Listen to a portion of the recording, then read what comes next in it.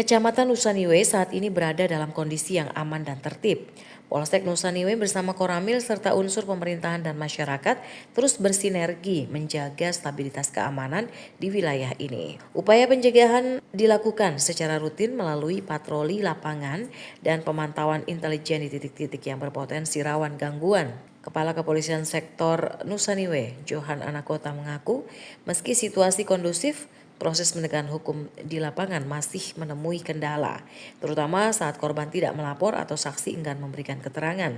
Kondisi ini membuat proses hukum tidak dapat berjalan maksimal. Anakota menegaskan pentingnya peran aktif masyarakat dalam mendukung kerja aparat agar upaya menjaga keamanan dapat berlangsung optimal dan berkelanjutan.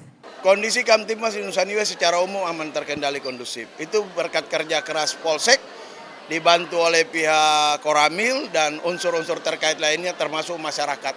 Yang hari ini saya boleh berbangga kepada masyarakat semua karena bisa menciptakan situasi yang kondusif.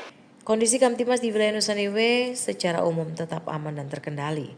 Polsek bersama pihak terkait terus melakukan pencegahan sejak dini.